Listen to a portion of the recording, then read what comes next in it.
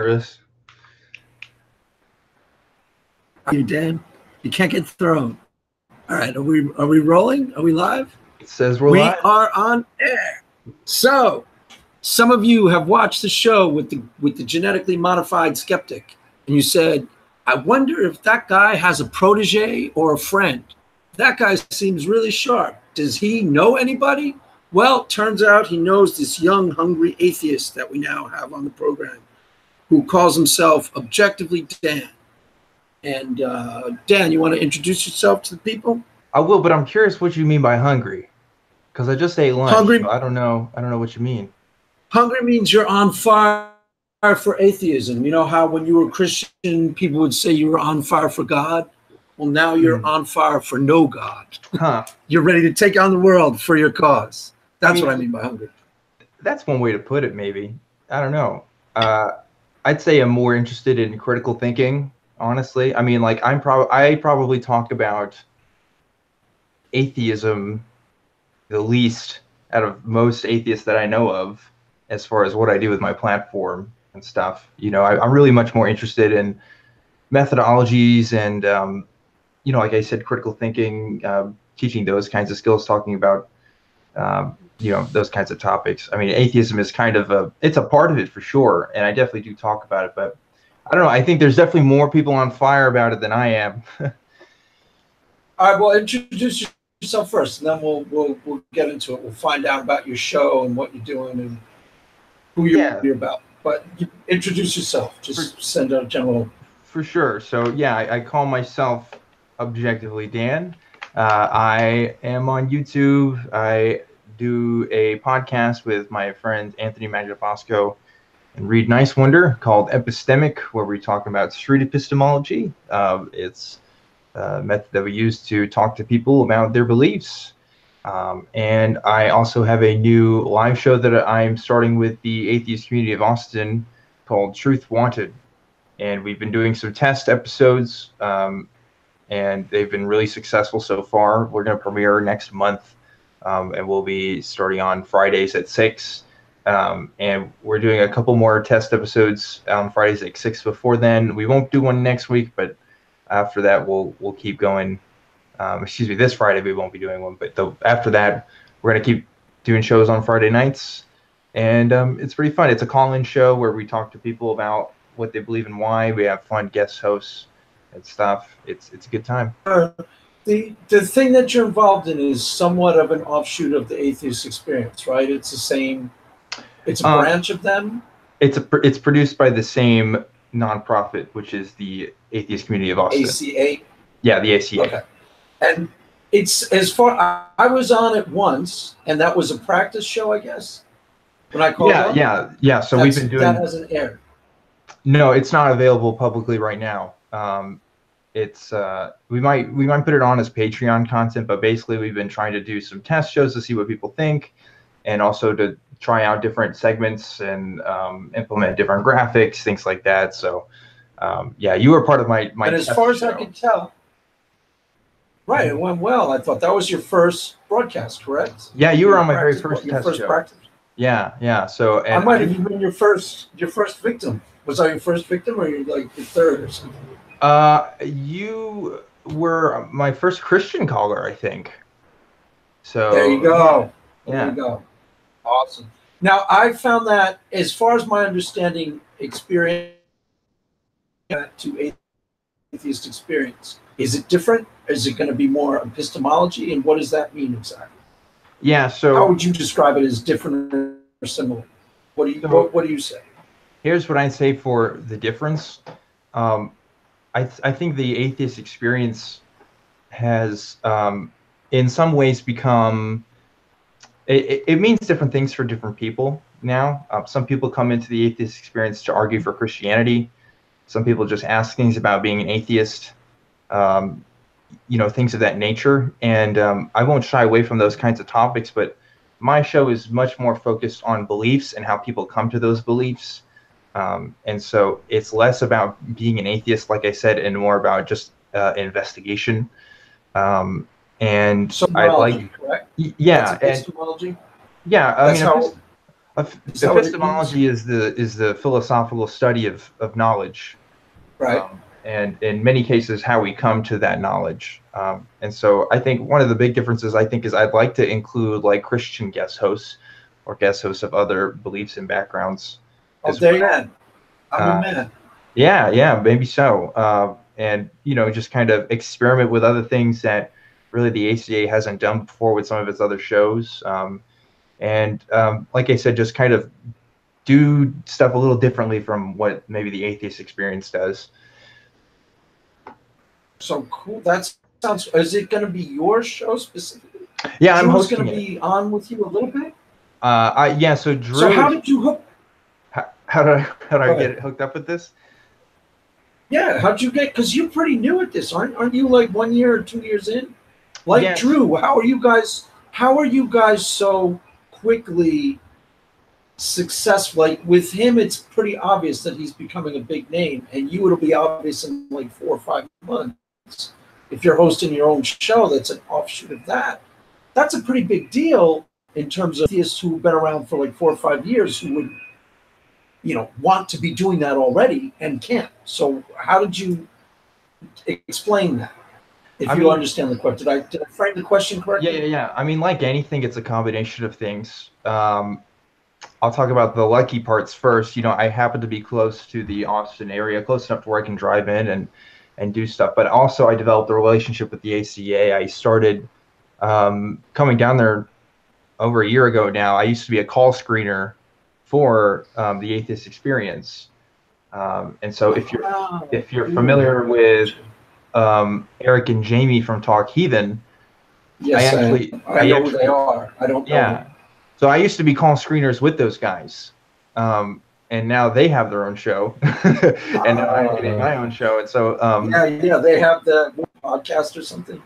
They're called the Heathen podcast. Talk Heathen is their program. And so I think I demonstrated an interest in hosting my own show and actually providing some material that would be different and enough to kind of do its own thing. And also by doing the podcast, and I've also spoken, I spoke in Ohio this year at the Secular Student Alliance conference on street epistemology. So I've gotten a little bit of a background with street epistemology now.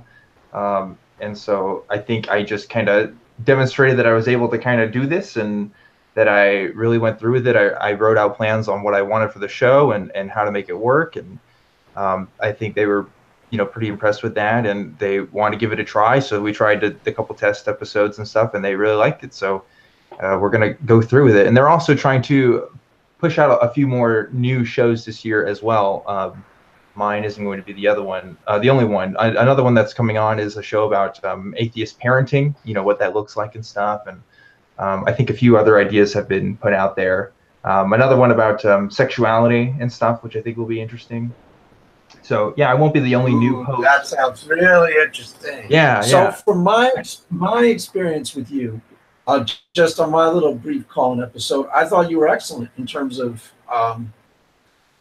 I don't really know how to qualify that. You were really good at asking me questions that I didn't feel in any way like I felt totally comfortable chatting with you, and as a call, I thought that really quickly got into fairly substantive areas.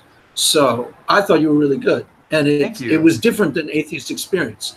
If I had a criticism of them, it's not always, but sometimes they get to let's shut this guy down, combative, and people start cheering, and sometimes the people they're dealing with are kind of dumbasses.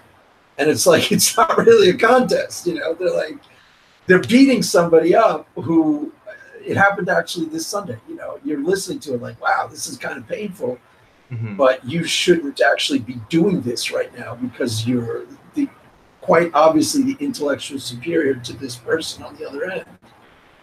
Reel it back in and let it be more. I think you'll have a tendency to not do that. That's my sense of you personally. Go ahead, you talk. Yeah, I appreciate that. Part of that is because I'm trying to implement street epistemology in the best way I can. I'm trying to ask questions that I would want to know the answer to, and that kind of makes it easier. Right. I think, and this isn't to knock the atheist experience or whatever they're doing. They've been doing it a lot longer than I have, certainly, and they have an audience for it, and there's a reason for that. But I think Oh, I'm less about absolutely. counter arguments, and I'm more about asking good questions to make people just think about things, if that makes Well, sense. your approach is probably more rooted in how you became an atheist. It's probably more rooted in the epistemology, what Anthony Monabosco tries to Mhm. do. Correct? You came to the atheists. So Yeah, if you want to start telling me about that, we can go to that. yeah, sure. You I were mean, Christian, what, like 2 years, as recently as 2 years ago? You were Christian, or 3 years ago? just about 2 years. Did I drop? Can you hear me? Yeah. You're kind Okay. of cutting out a little And bit, but I get your question. Yeah, so I was a Christian, pretty much my whole life. I did, youth group stuff. I was in the college ministry. I was a student leader. I did camp ministry as well. I was a manager at a camp for a little bit.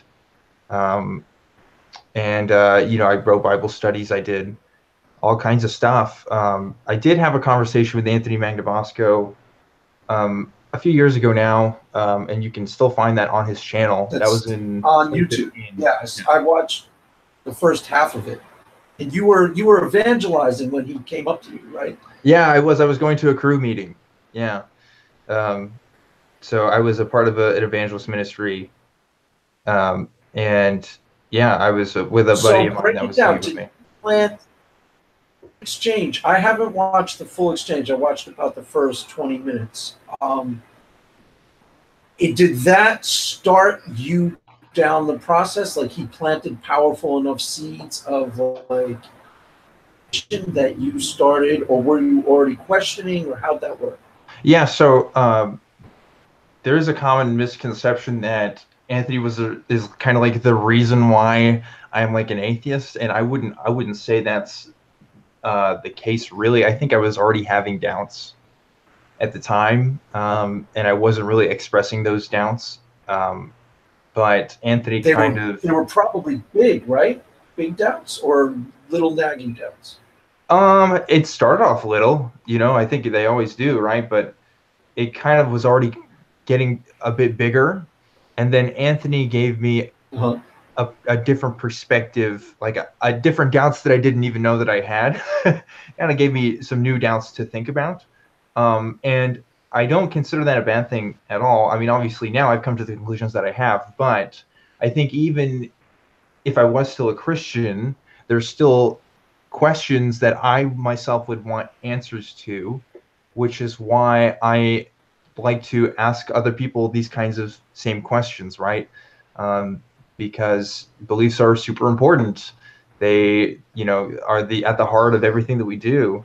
And if we don't always think about why we believe what we believe, then we can come to conclusions that could harm us in the end or not give us accurate models of how we really perceive reality.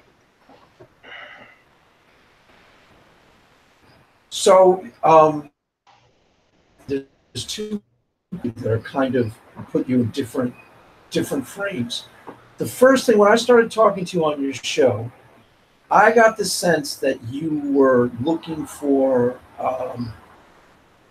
prior to you becoming an atheist, important to your deconversion, let's put it that way, Sure. was some form of political, like you were investigating people like Jen Hatmaker, I think you mentioned, or who's that other guy?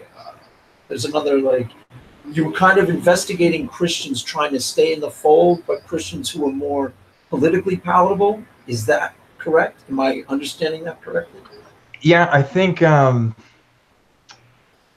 it's kind of complex because my political views were changing at the same time as my religious views. So I don't know which Right. one really came first. It's kind of a chicken and egg scenario. But I they would, were deconverted. Did you listen to my Drew interview, by the way? yeah, I did. I did. It's interesting how much our religious views can inform our political beliefs, though. I will say that much. I think Drew even came from a more conservative background than I did. Um, Right. and I'm just with him. I got the sense that the politics was unimportant, or relatively unimportant. Whereas there was another guy I know who was an atheist from a fundamentalist, where the politics were utmost importance, really important. Like if there were politically liberal Christians who he was cool with, he might have stayed a Christian. I kind of sense you're in between that. Like it was pretty important to you. Like you well, were I becoming more liberal, and you were kind of not not you were getting uptight about the church Christian stance or standard Christian political take on things. Is that right? I mean, you can tell me. I don't know you yeah, that yeah, well. yeah. So I'll So put it this way: I was engaging with a more liberal Christian rhetoric and philosophy that I hadn't previously done. Let's say, like before I got to college. Um, okay, I was listening to guys like Mike McHargue, Rob Bell, I'll Pete bell. That's the Holmes, okay. and most of people who most Christians would call heretics, right? Right. And even if my kind of a little more conservative Christian mindset would have called heretics, but there was still an appeal there. There was something that made sense to me because of a different sense of justice that I was developing, a different sense of like logical analysis, a different sense of historical knowledge. Um, my worldview was changing a lot at this time, and uh, so was my philosophy on all sorts of things. Worldview was changing a lot because of exposure to different ideas. Because you went to college. What? Why? Yeah, I mean, Do you know? it's a holistic process. I think that happened through different experiences. I took a physical anthropology course that really kind of opened my mind to the history of humanity and how we know the things that we know about our history. Um, I was also doing stuff like astronomy and things, and I was also engaging uh, with people from different religious backgrounds as well. I was friends with some Hindus that I met on campus, and I was with them during a meditation session in which I experienced something that I would call religious at the time, a religious experience through chanting and meditation. And Well, I didn't believe in anything about Hinduism, yet I was able to kind of conjure up these feelings, and this different sense about things, which made me kind of realize that, or at least maybe think about how my experiences could be explained by more natural phenomenon. secular, Yeah, whereas, naturalistic. as So opposed to wait, something. what you were in a you were what were you at you cut out a little a Hindu like prayer Yeah, meeting or something? there were some Hare Krishnas that were on our campus, and I was really interested at the time of exploring different people's beliefs and things, and I really didn't believe anything they were telling me. I just kind of wanted to know more about them, and Right. they had offered, oh well, we're doing this thing tonight. You want to come? I said okay, and the Hare Krishnas do the mantras, the Hare Krishna mantra, where they kind of repeat the same mantra and they go around in a circle with, these kind of chanting and drums, and it's very interesting. But um, there was definitely a palpable change in the room, at least for me, of what was happening while we were doing this sort of ritual. But Right. but I didn't believe in Hinduism. I didn't have any background or history with the Hindu texts or philosophy. So Um, what did that do to you at the time? Did that kind of rock you in the sense of there's something real to this? How could there no, be because I if realized, Hinduism I is evil? Were you taught Hinduism was like of the devil or something? yeah, I mean, What there was your was that Christian? rhetoric, but it's not that like I never had any Christian experiences either, right? Uh, and it was Right. because of my Yeah. Christian experiences that grounded my faith, that gave me confidence and knowledge that the Christian God was real. So if I'm having these kinds of different experiences and they're supposedly coming from different religious sources, what's going on here? Some people come to the conclusion then that, oh, there is a supreme being and he kind of speaks to us through different religious philosophies, or, I mean, there's different ways you can interpret that sort of, shall we say, anecdotal data. But eventually, and this wasn't right away, of course, but eventually I came to the conclusion that maybe there was a sort of natural explanation for it all. Because I kind of went backwards. Like, I had experiences that I would have described as spiritual, not necessarily in prayer things, but, exploring other traditions. Because I wasn't a Christian. I was an agnostic in my 20s, but I started getting interested in the question of whether there was a God, and I started checking out all sorts of different things. And I had a lot of experiences that I would have described at the time as spiritual that had nothing to do with Christianity.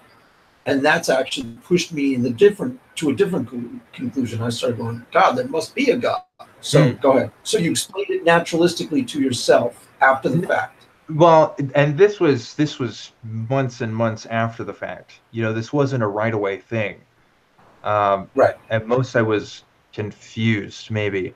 I didn't become an atheist, or at least decide that I was, I came to the conclusion that I was an atheist until about a year and a half or so after my conversation with Anthony. So it was quite a bit of time still. And a lot of that time was filled with searching and reading, researching. It took up a lot of my free time, to be honest. I was very curious about it, but I didn't really talk about it with a lot of people because there is an idea that, these doubts should sometimes be kept away, that it isn't good for someone in a leadership role like where I was at to sort of air those out publicly. So it wasn't really something I talked about. You were in a leadership role in the church? I was a student leader in my college ministry. And it doesn't sound to me like these were, again, very similar to Drew. I don't sense personal agony here. I don't sense that these were, I can't believe I'm losing my faith. This is so terrible, which I've gotten from other atheists. Oh, it doesn't sound like it to me. Oh, well. Was this troubling to you? Was this something? Oh, absolutely. You didn't? Yeah. Okay. I mean, I'm over it now, and that's why I wanted to talk about it, But, sing for the Kevin. Okay.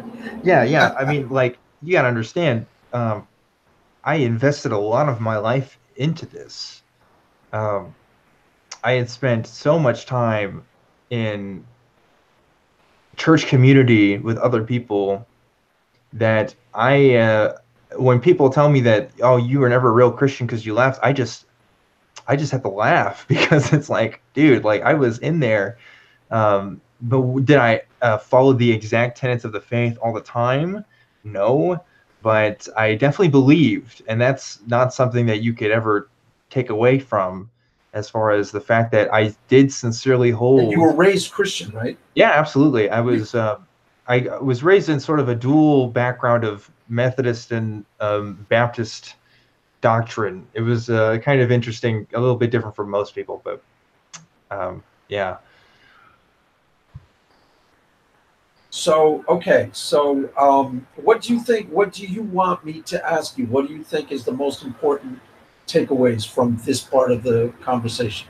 Like, do you want to tell me about your spiritual experiences, or do you want to tell me about the when you started going and struggling and questioning? Like, you tell me. It's your life. What do you think is the most important takeaways? Well, there's Christians who are so. There's a lot of atheists who listen to my channel too. So, I think if I was to talk to some Christians who are listening to this, I would say if you know somebody who's going through doubt, I would say approach them in love and in joy that they're searching for the truth and they're trying to figure out what's real. Because I didn't necessarily come from a background that was a positive towards it. Yeah. They didn't encourage you to question. No, so not when really. You had questions, you didn't go to anyone, like there wasn't any wise pastor you could go to and say, look, I'm like, really struggling with this. He was like, I've been down this road. There was nobody you could take it to that you could actually trust to lead you other than to shut the questions down, is my guess. But I'll put it this way. I asked questions to different people at different times, but I never gave away my whole hand. You know what I mean? I didn't give people the whole picture because the whole picture was kind of intense. You know, it would be simple things like, I don't know. Right. Is this Adam and Eve business, you know, literal or metaphorical? Is this, you know, are we supposed to believe that there are people right now who have never experienced God and God is okay with that? Like, this is part of his plan, you know? Like, I mean, these are just basic things, but simple things that I didn't have the answers to, that ended up becoming important to me because it was the little things that just kind of stacked up. And I wasn't getting, and it wasn't that I wasn't trying to finding answers or getting answers from people, but the answers were increasingly becoming unsatisfactory. Unsatisfactory. We said at the same time, not satisfactory. Yeah. So, because probably the response, and so you didn't reveal your whole hand. That makes sense to me because first of all, you didn't want them to think how much of a struggle, how you didn't want them to know that you were going to be potentially an atheist in like 3 years. I don't know if you even knew. No, I didn't know. If you would have told me I was an atheist 5 years ago, or I was going to be, I would have asked what happened. I would have asked what emotional event triggered me to become this way. Yeah, you know, the same kinds of annoying questions lots of atheists get. But you know, it wasn't. I mean, emotions are a part of anyone's life's journey, but it was a lot more of a logical deconstruction than I thought it would be, for sure, or than I ever thought it could be, I guess.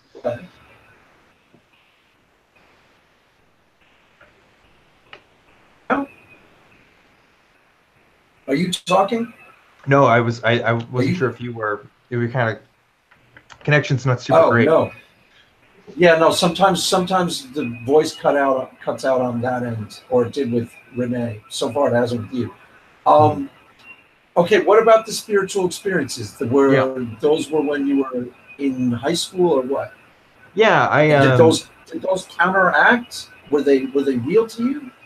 Yeah, they were definitely real. There were definitely times where I struggled with, I mean, in retrospect, very typical high school things. I didn't find a very good sense of belonging where I was at.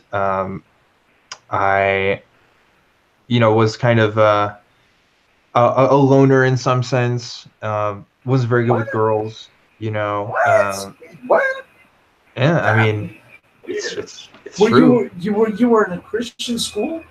No. I went to a public high school. But were you one of the few Christians in the public high school? No, I mean, I live in Central Texas. It's most people here are Christians, for sure. It's not as many as probably where Drew grew up, but definitely most people were going to church. Yeah, a lot of kids were involved in the youth groups and stuff. So yeah, it was definitely very normal to be a Christian. Because I told Drew, and actually somebody commented on this, where I grew up, it was totally unkosher, not cool at all.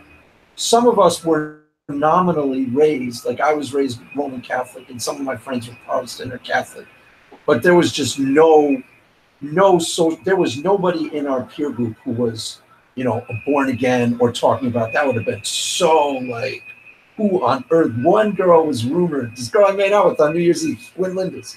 There was a rumor like 5 years after high school, and I was like 23, that she had turned into a born again Christian.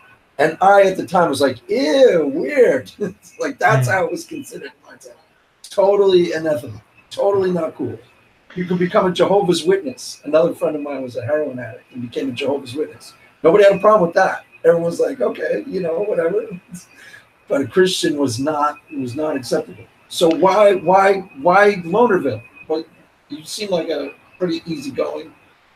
Well, yeah, now I am. I mean, I was an awkward kid. I'll just put it that way. But anyway, the point of me telling that is just that I had emotional struggles and difficulties, and my parents were kind of going through a rough time when I was in high school too. So I did seek after God for kind of help in my life in that sense, and a sort of wisdom to be gained. I remember like reading the book of Proverbs every day, for some sort of wisdom, and doing these kinds of. This was back when Bible study apps were first like becoming a real thing, and everybody in our youth group was like adding each other on our little Bible apps and trying to, quote unquote, keep each other accountable for like reading scriptures and stuff. Right. So, yeah, I mean, I was definitely making an effort to learn more about Christianity and be as a good of a Christian boy as I could be. Like I said, it's when different people have different ideas of what that looks like, maybe. So I would say I tried to be a good Baptist kid, except, I wasn't too shy of reading stuff like Harry Potter and things like that. So, Okay. Let me ask you this. This is what I just heard, and tell me if this is accurate. You, on some level, were looking in your faith for some sort of real-world practical wisdom, like how I could relate to people better or how I could pick up girls or something like that, not necessarily finding it. No. Yeah, I wouldn't say that. I would say I went after God for many of the reasons why other people look after God, in the sense that I wanted to, one, develop a relationship with my Creator, and two, I wanted to have a source of wisdom, and moral influence to guide me in my daily life. That's how I would describe it. Okay. Yeah.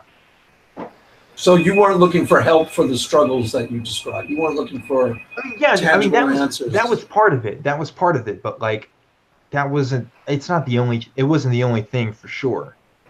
Yeah. Okay. Yeah, I definitely was, like, because like in Baptist culture especially, there's a lot of shame on the sort of cafeteria Christians. You know what I mean? Of the ones that just kind of come and go and just kind of take advantage of the beliefs when they work to the one's advantage. Go out drinking on Saturday night. And I definitely wasn't about that at all. For sure. I tried to be as consistent as possible. So were you out drinking and doing any of like those regular teenage stuff at all? No. Absolutely not. No. That? Yeah, I was a good kid. I didn't have a drink till I got to college. Wow. Yeah, I was a pretty good kid. Didn't have well, sexual relations is a little more complicated, but it still wasn't as I'd say I kept it more clean than a lot of people. Right. Okay. Not necessarily by choice. You were trying.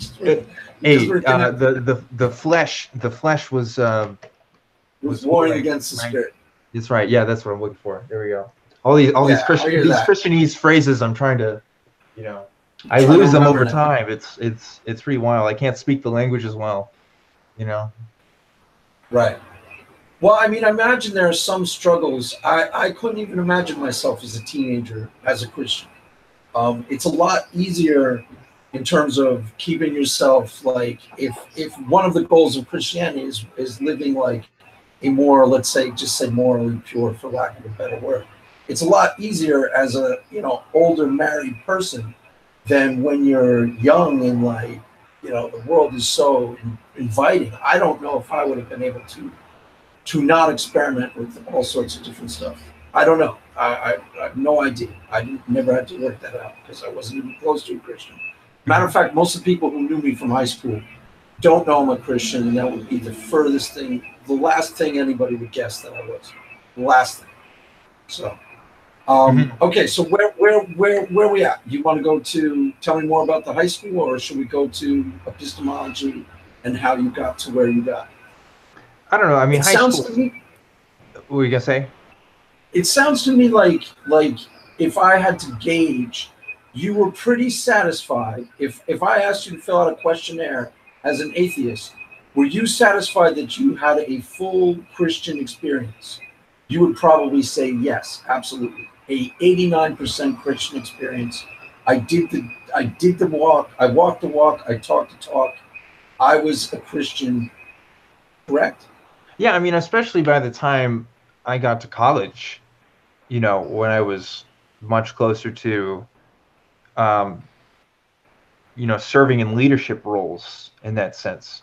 I mean, not a lot of college kids go to church, first of all. The Right. fact that I was doing leadership stuff, the fact that I was um, leading Bible studies, writing some Bible studies, I baptized people, you know, I was definitely in there. So yeah, I would say that from my point of view of what being a Christian was, I was definitely fulfilling You were the deal. You were the most real of deal. that. Yeah. That's interesting. I don't think that I dispute that. I don't really dispute it with Drew either. I found when I was talking to him, I was a little bit surprised at how much of like actual organic Christian experiences I found him describing to me. Mhm. You know, atheists who were former Christians, who when their Christian experiences, I can hear in their descriptions. Okay, you say you're a real Christian, but that ain't the real that that Yeah. is much more problematic versions of Christianity than what I'm hearing from you. Yeah, absolutely. And that's why I make such an emphasis on my story in particular, and I know that Drew probably does too, because Drew and I both knew when we were Christians and we heard other people say, yeah, we were Christians once too, we would do the same thing. We would point out, well, that's not being a real Christian, you know, that's problematic, this is problematic, um, because we were Christians, you know. So it's like I completely understand the mindset and why people would immediately go to that and why people would question that. So I try to be, and I'm really glad that unlike a lot of people, I actually have a video of me out there being a Christian and defending Christianity, which is not a thing a lot of people can say that they have. You know, by the time people get really involved with this, it's kind of too late. You know, but Yeah, well, Seth Andrews has apparently YouTube videos. I don't know if you know who he is, but yeah, oh yeah, I know he's Seth. got YouTube videos of him on air as a Christian. Oh yeah, He was like a Christian podcaster or something. he was a Like that. radio show host um, for a Christian radio station. Yeah, so he was the real deal too. I totally believe it. So there was no struggle with your family? Does everybody know you're atheist in your circle of peers and your family and things like that? Was there coming out? Was there? Oh, huge struggle with my family. Oh yeah. Okay. Um, Well, you know, I didn't admit to them that I was an atheist until I don't know, like 4, 5, 6 months after the fact. You know, it was a quite a while, um, and they were heartbroken about it. Uh, my mother, you know, was in tears. Yeah, at one point locked herself in her room, wouldn't even talk to me. My dad, wow. upset, went through kind of an anger at me for a little bit. That's mostly subsided. Um, but they just couldn't make heads or tails of it. They couldn't understand it. And so I used to drive down to Austin, which is about an hour and a half from where I live, and go to the atheist community of Austin on the weekends. And I do it in secret because I didn't want to upset them. And I just told them I was going to a friend's house because that was the only community where I felt like I could talk about this. And eventually I got involved. Are those people like? Do I know some of Yeah, those people? Are they like Tracy Harrison? Do you know them? yeah, yeah. Do you interact with Yeah, them? I've talked to them. They know who I am. You know, they're not there every single weekend. They switch out hosts and stuff. Right. Um, Okay. yeah, they host the program, but as far as you know, the community building has other people in it. that are consistently there every week, and do that. And going down there is how I got involved with becoming a call screener and stuff. But anyway, I mean, that was my community for a bit until I got involved with the Secular Student Alliance. There's one here in town. It's not at a school that I go to, but they let me go anyway because, you know, why not? There's already so few of us anyway. And I got kind of more involved there with more people my age. And so that's been pretty fun. But yeah, as far as my family, and that issue has not been resolved. Really, I mean, they're not happy with it. They don't talk about it with me anymore. But what type of Christians are they? Do they think that you're doomed for eternity, or? They don't know because they know that I was a real Christian, and so they think it's kind of hard. But I think my dad kind of has more of a deistic understanding of God now. My mother is definitely a little more Methodist, but okay, you could tell that, again, we kind of live in kind of a Baptist town, so some of the Baptist kind of talking points kind of have encroached on her beliefs. Atheists, or what are they? Atheists are evil, or atheists are more so that imagine. Like I'm going to live an evil life now because there's no God over me to tell me what to do. You know. Okay. And how do you feel that? Do you feel that as like my poor superstitious parents, or do you feel? It doesn't sound to me like you feel any guilt. That's the thing I never got from Drew, which surprised me, to be quite honest. I don't sense much guilt in you in terms of, I've sensed a lot more in other people. Whether that's guilt because of breaking family codes, you know what I'm saying? I mean, guilt is why people stick around sometimes, and I was guilty about it for a bit, but the truth is I've done a lot more research than they have.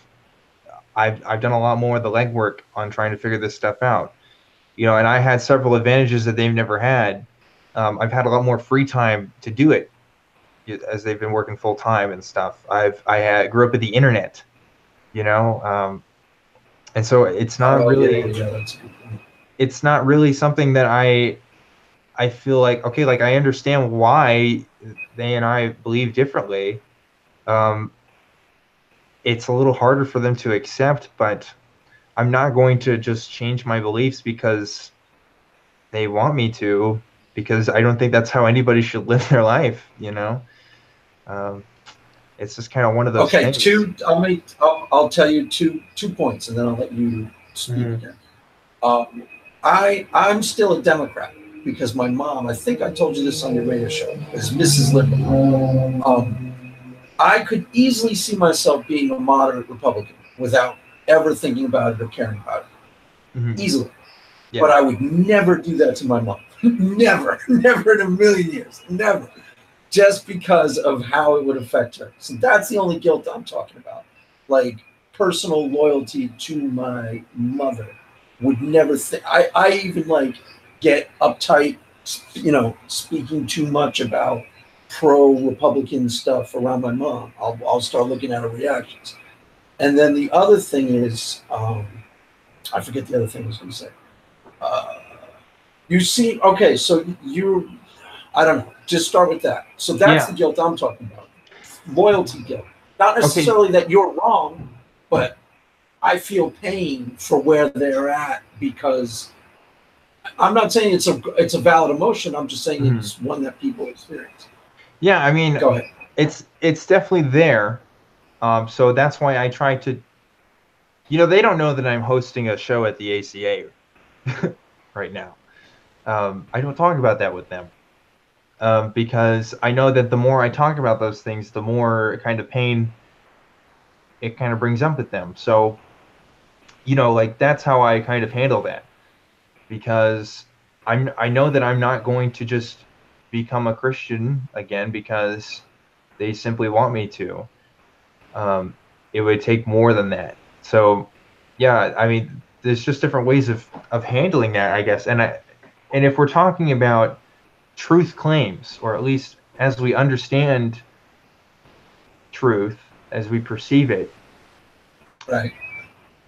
a political position can be a little bit different in the sense that depending on where you are on the spectrum, you can believe different things are true and still have, like, a Republican and a Democrat can believe two different things about an issue in the same way that an atheist and a Christian can believe two different things about an issue. But,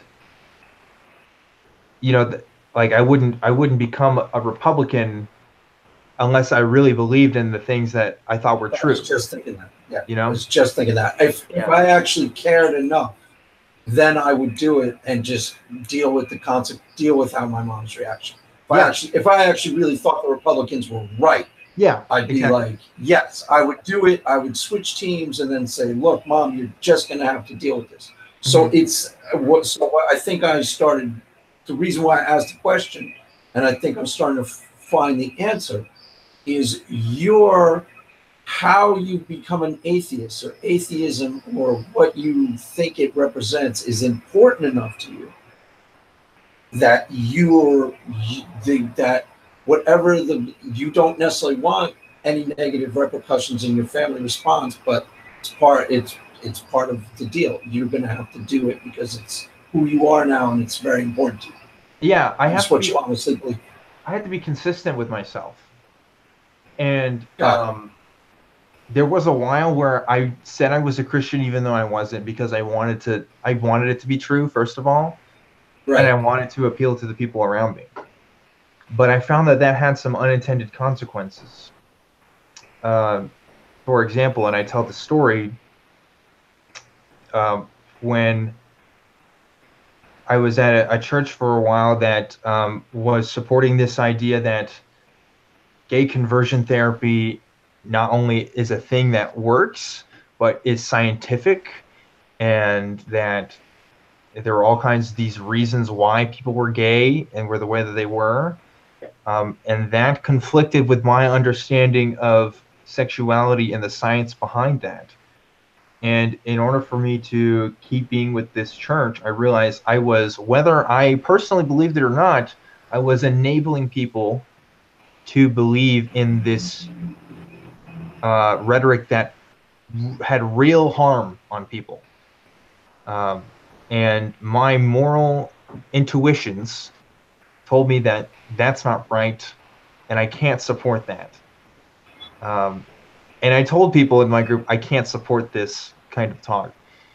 And it didn't really end super well for me there. I was more or less hushed about it. Ostracized? Yeah, definitely ostracized is probably the word. They weren't going to change their ways because of you. I mean, yeah, exactly. Is that what you spoke up? Yeah, exactly. There's probably one or two people who were like, "Hey, I believe you. I'm with you, man." There's probably a couple of people who are on your side, but yeah, sure, well, but they wouldn't say it because they're afraid of the consequences if they were on my side, you know, because of this kind of group thing that happened there. And I'm not saying that this is what all Christians think, or this is what they all believe, but it definitely happens that truth, or shall we say ideas that conflict with our understanding of reality, sometimes come into conflict, and they come to the surface, and instead we kind of push it down and tell ourselves not to think about it. And that has unduly consequences. That was the response that you saw happening to you in real time in your actual life with your experience with Christianity. That's an example. Yeah, that was a big example for me, as far as if I ever had a moral compunction to speak out on being an atheist, that would be one of them. Because I don't have. Because you think atheism combats that innately or something? Is that what in the sense that I don't have to speak to an authority, a person, telling me why I believe what I believe, and that I have reasons separate from the authority of people, from the authority of social pressures. Does So that you make believe sense? those reasons are grounded in truth or empirical reality or Well, something so other than an outside influence or an authority figure? That's what I'm hearing. If I'm hearing that wrong, tell me. well, if we're talking about why I believe and support in gay rights, that's based on, well, a certain interpretation of what human rights are, first of all, but also empirical data that would Okay. support um, the basis of my understanding of sexuality, anyway. Um, and yeah, I don't know about truth because that can get messy really fast, but I would say a more humanist interpretation of how we should understand issues of sexuality, it probably comes close to what I think of it.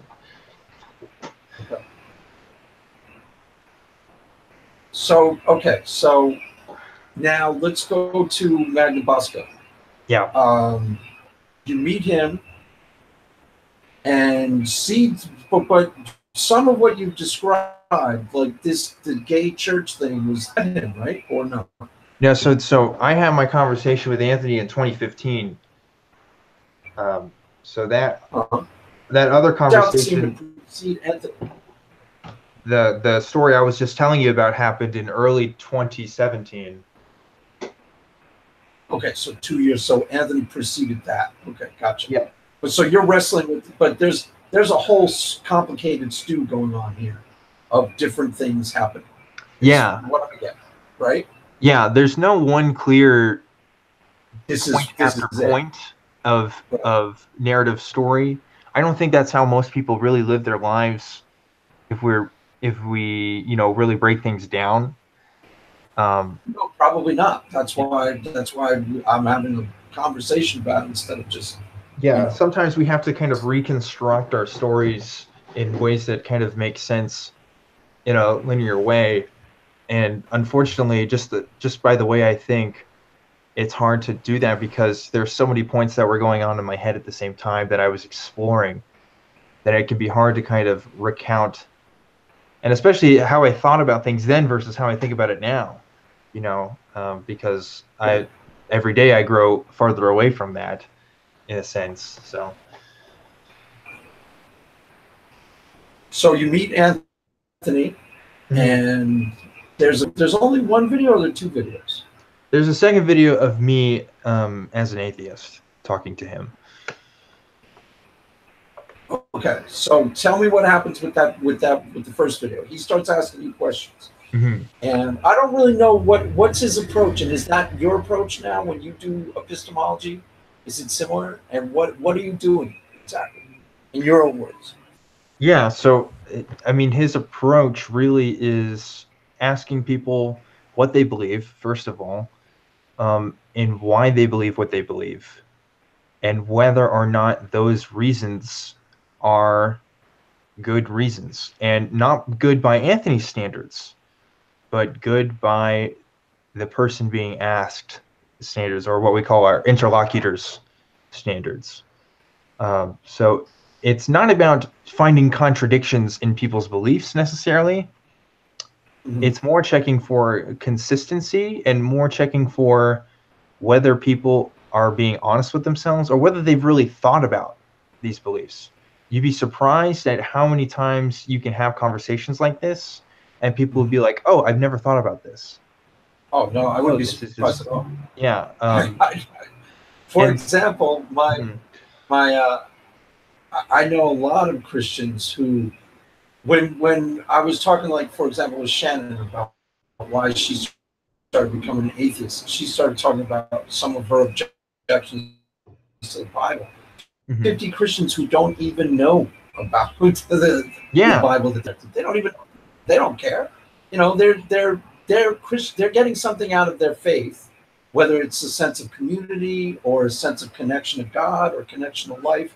They're getting mhm, something tangible out of it, they're not really digging into, the rules in Leviticus. They don't care. And if you tell them about it, they're like, what different? They, as a practical matter, it doesn't even, they're not digging. They don't necessarily care. But there's no reason why I would want them to care.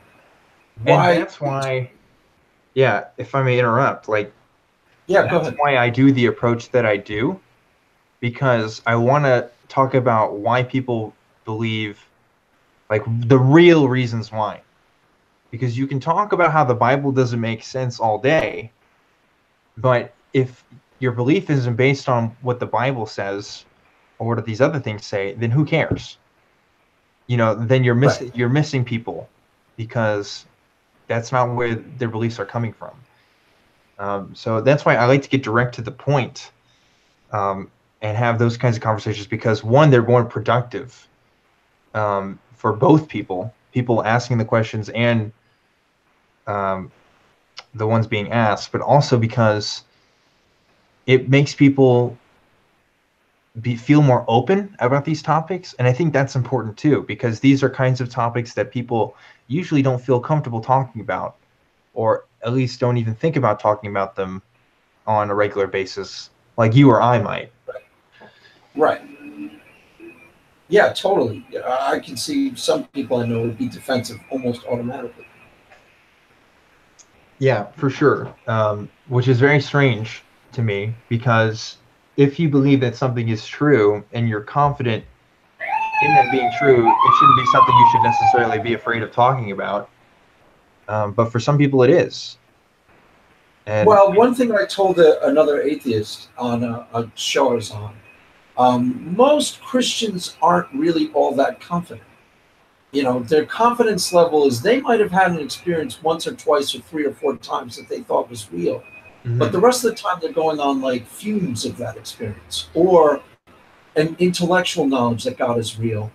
And, as well as anybody, a lot of it is what they're raised in and things like that. They're not necessarily, they don't want you to dig too deeply because they don't really want to look too deeply, but it's serving their needs in the present tense. For what they're using it for. Does that make sense? Yeah, but Craig, don't you think why do you think they would be afraid of looking at it too deeply? Do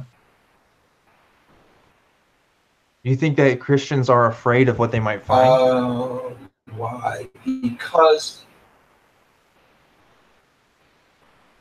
with a bunch of Christians, it's the same reason why if you start doing your epistemology thing on Democrats or Republicans or people like that, you'll find some of the same things happening. Because I see the same tendencies in my mom, and I see the same tendencies that I see in my mom as I see in arch conservatives, like my wife. Same thing. I get my mom going too deeply into, well, the Democrats can be wrong about this, and she starts shutting down. No, they can't. She gets really dogmatic about it. Same thing with my wife about Republicans. Yeah. My wife is a little better, actually, because she's lived with me for so long. Yeah. I think when people have dogmatic insistence on things, they don't. I'm not saying that that's how most Christians are dogmatic necessarily.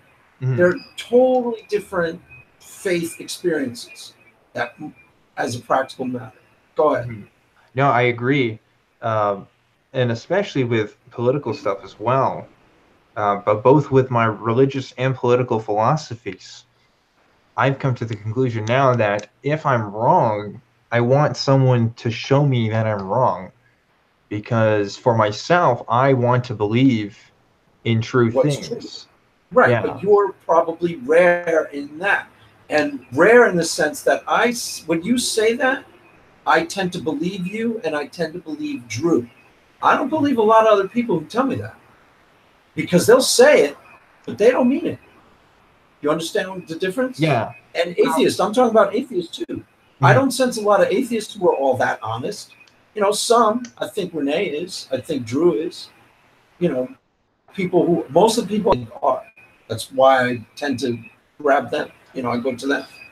Does that make sense? Yeah, well, the thing with me and Drew is we honestly had sincere beliefs that were changed, and we followed through with those consequences, knowing full well what would happen to us, because We wanted to believe in true things, and that's the result. That's the Right. cost, you know.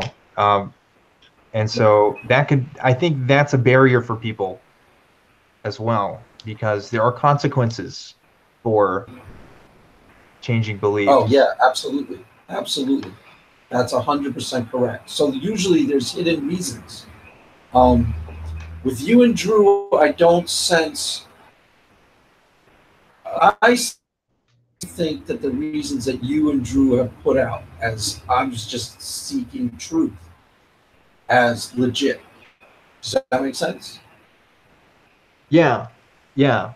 Because with Drew and I, especially, we wanted our faith to be true, and we wanted to find good reasons to believe in the things that we believed. And when we couldn't find Right, reasons that were satisfactory, that's when we changed. Um, right. so But that's something different too. I don't necessarily think that that's true round the boards with other atheists. Like I've talked to other people and I've got Hmm. other things that I picked up that they don't even know they're sending out. Like, oh yeah, you kind of resent the way you were raised because of X, Y, Z, P, D, Q. You know what I'm Yeah, saying? There's other hidden things going on that helped. Um, and you can always find those factors with anybody, though. I think you could even probably find that with Drew and I if you looked hard enough. I think Drew and I are just more understanding of trying to express that as clear as possible so that we can circumvent those notions. But you're right in that it's it can feel disingenuous sometimes, especially if someone's beliefs are so in contrast with yours that it's almost hard to believe that they believe what they believe. If that makes any sense. right.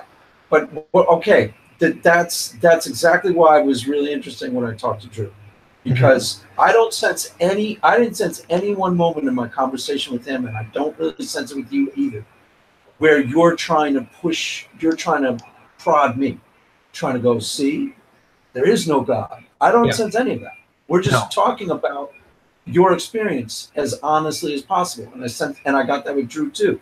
And then his experience, he had this moment that I thought was like a real spiritual experience. And I was like, wait, how on earth did that happen? How did that really happen to you? And then you become an atheist. It like my head exploded. You Yeah. see what I'm saying? Yeah. I don't sense any dishonesty in him. My just head exploded because I was like, wait a minute, you know, if I had had that experience, or other atheists I talked to that had his experiences, they would have stayed in the fold. They would Mm-hmm. have stayed Christian. You know, they were looking for stuff like that. And it didn't happen to them. Yeah. Does that make sense? Yeah. Absolutely. And it's it's interesting how people can interpret their experiences at different points in their life, and how other people can interpret other people's experiences. Because, like I said, we kind of work under these narrative functions. I think Christianity also kind of implicitly teaches you to think in a narrative in some sense that tells you how to think about other people's experiences. For example, there is a narrative purported in some circles of Christianity that I have been influenced by the devil, and that now I am either demonically possessed or demonically influenced, like right now, because I don't hold the belief in God. That is the thought that's out there. And you could reconstruct my life in a way to make that narrative work. Maybe you could say, oh, he was listening to the secular influences. Oh, look, he went to that anthropology class, probably led by, another atheist that told him these things. And you can work a narrative that way that makes it, that explains the way why I believe what I believe, that still supports your own worldview. But if I'm telling you my story and I'm saying, look, this is how it happened, it was X, Y, and Z, that may not work well with your other assumptions about the world or what you already believe. And so there's a disconnect there that happens. So, okay, you tell me when you talk to other Christians, um, Do you get a lot of that? Like, that's yeah. just Satan lying to you? And I have people. I mean, I had an argument with some people on Twitter who said that I was never a real Christian a few weeks ago, and that's why on my Twitter right now, if you said my pinned tweet right now is I was real Christian, and I can demonstrate part of that, and it's a link to my video with Anthony, because people were saying this about me, and so yeah, there's definitely doubters to my experience as a Christian, which it's like I don't have to worry about that for myself because I know what I'm about, right? right. But how do I explain that to someone whose entire worldview and understanding of their religion counts as to that doesn't account for my experience? That doesn't make my experience valid. Right. As far as my, that's what I tried to wrap your Christianity up, and I think you thought I did. You were satisfied that you were the real thing, and you don't hear like you just didn't practice it right or didn't get. You don't hear any validity in that. You don't look back and go, maybe I should have prayed harder here, or maybe you don't do that at all, right? I mean, are there Christian practices that I didn't engage in? Sure. Like I've never spoken in tongues, I never. Did you hear that? See, there you go. Is anyone even listening? I don't know. Pentecostals, you got me. I never had the Holy Spirit in me because I never spoke in tongues, right? You just talked to my friend. That you went full into it, and if there was a there, it would still be there. Correct? Yeah, I think so. Yeah. I went from being convinced to not being convinced. And that's right. As simple as it gets. As far as my understanding is, from at least your own experience. Now, this doesn't rule out the possibility of demonic influence, mind you, just so you're clear. But as far as your own internal experience, it was a completely organic, complicated occurrence that happened over a period of time, and it was a genuine transformation in your life to the person you are today, correct? Yes. As much as growing up, as much as you read 5 books and now you know a little bit more about this subject. An organic experience, not something, you didn't go to like Black Sabbath concert and go, you know what? and you didn't do it because you want to like look at more porn or something like that. No, I probably would have. Do you look at more porn now than you did when you were a Christian? Probably. I'll put it this way: I don't feel as guilty about it as I don't feel as guilty. Was there a struggle with like sexual sin and things like that? Oh, like every single Christian teenage boy. Yeah, I mean, And were you racked with guilt over your harlotries and abominations? Yeah, but see, Craig, here, isn't this interesting though? See, here is this narrative again that comes up, and I'm not saying whether it's true or not, but this is interesting because you are framing my sexual desires as a struggle, and that's kind of like a Christian thing. Yeah. As a Christian. Yeah, and it's like I would. Of course. Yeah, so the language that we use to describe these things kind of affects the way that we think about it. You know what I mean? So because I don't call it a struggle anymore, because there's no reason for you to call it that, I don't feel as guilty about it anymore.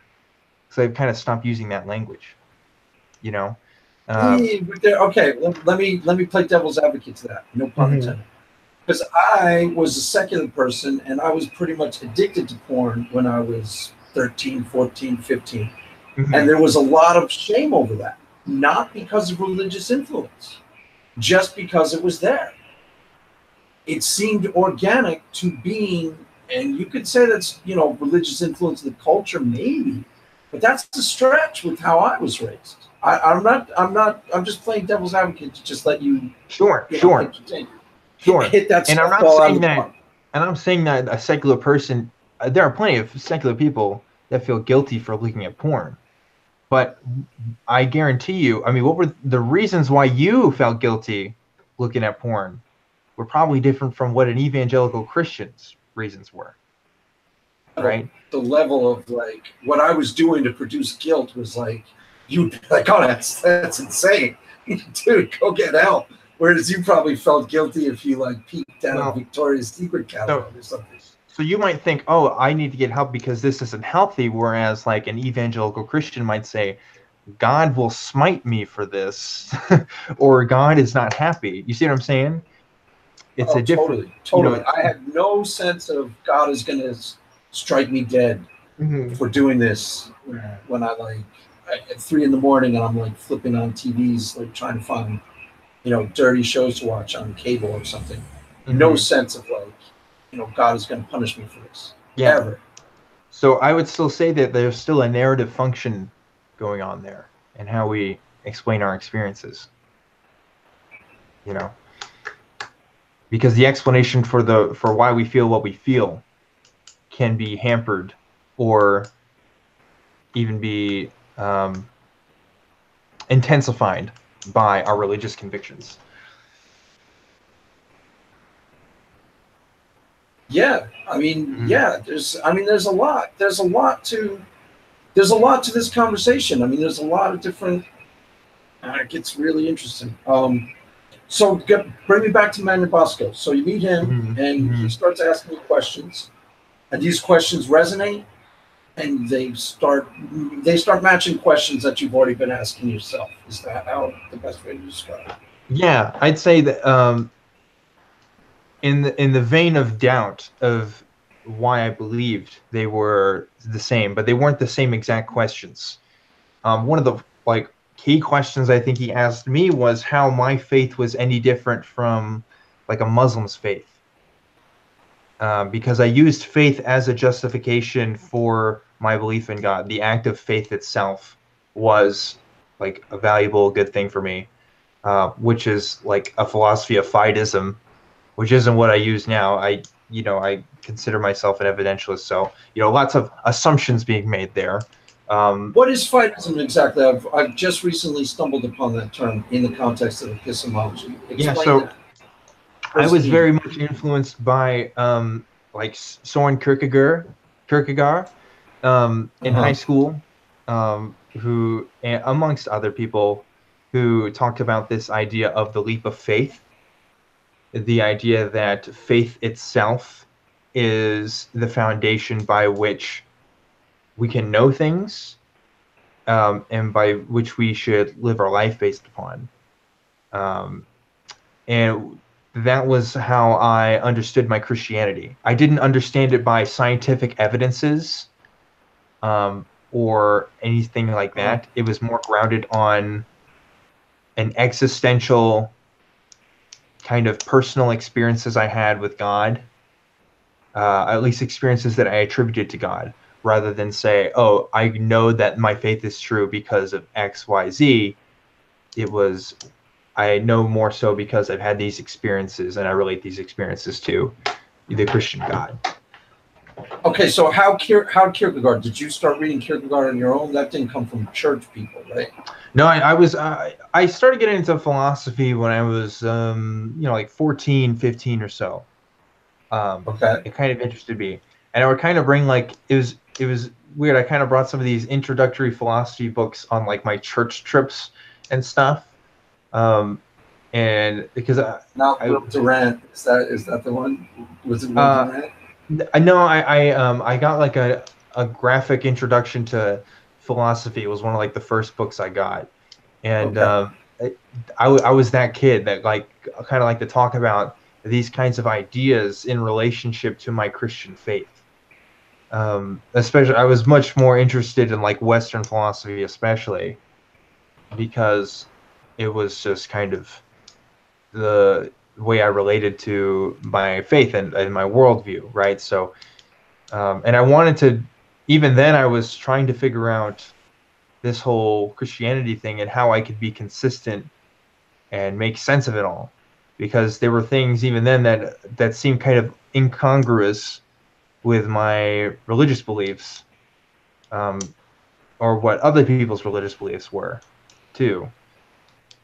Right, but at the time you saw it as an adjunct to your faith. A way to Yes, deepen it your was faith definitely an and adjunct. broaden your faith. Yeah, yeah, Right. for sure. It was compatible. Um, mhm.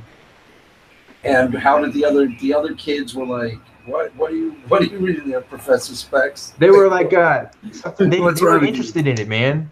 You know, like I remember when when you first discover solipsism, you can all be living in the matrix. It's like, whoa, man, that's Oh, so crazy. they thought it was cool that they were bugging out on it. Well, I mean, some kids, I mostly got positive reactions from Okay, my friends about it, but it wasn't like the things I was learning from these books were coming from my Bible lessons or got it. coming from So my church. that's how you threw Kierkegaard in and in relation to your faith.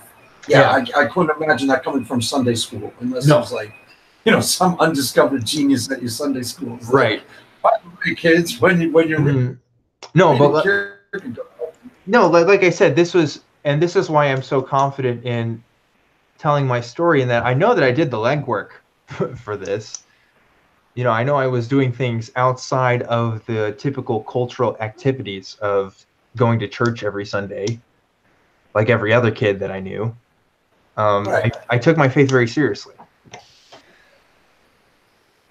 right. Explain that. What is it? It's faith based on just faith. Yeah, How essentially. how do you explain that? Yeah, I mean, like it's It was based on some experiences or what? What would you yeah, say? personal experiences is how I justified myself. And again, I wasn't as adroit or refined in explaining my epistemological, foundations for my beliefs as I would be now as a 22-year-old, compared to when I was Right. like in high school. But essentially, it was I prayed to God when I needed help on these things, or to find a sense of peace, or to do whatever, and I found fulfillment in that in some way. Whether it be a neurological change or something happened in my life or whatever. And that would Right. confirm to me that God was, a real thing and that was happening. So, Did you get answered prayers as far as you were concerned? Did you pray and um, something happens tangible ever? Something that you would go, I think that was an answered prayer. You can say yes. The atheist, yeah. the atheist might be on your Twitter feed going, no, you didn't. But you can say Well, yes. okay, so that's the thing, right? I could pray right now.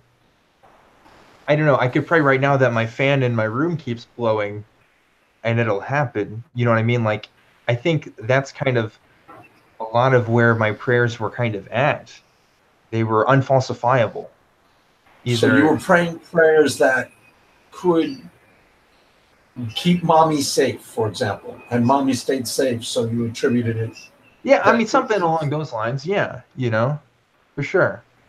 right, but I'm asking you if there was ever anything that would sow doubt in your atheism now, or sow doubt in atheist just for fun. Not, Was there anything like you said, like because I'm trying to think, even in my own experience, if there were a prayer that I thought there was actually a couple before I became a Christian where I was like, oh, thank God, because God definitely not that you believe it that way now, but mhm. it could be a maybe now. Do you see what I'm asking? Yes, I completely understand what you're asking, and honestly, I'm struggling to think of anything right now. There may have been some super amazing things, and I just completely forgot about them. But nothing strikes me at the top of my head Church. now where I'm like, oh, that's really crazy. Nothing, Any nothing. experiences in church where you felt like God was actually, wow, that's got to be the Lord right there. Yeah, for sure. That's God talking right there. And how did Yeah. that work? How did that manifest itself? Just like a couple words from a pastor might be like, or what?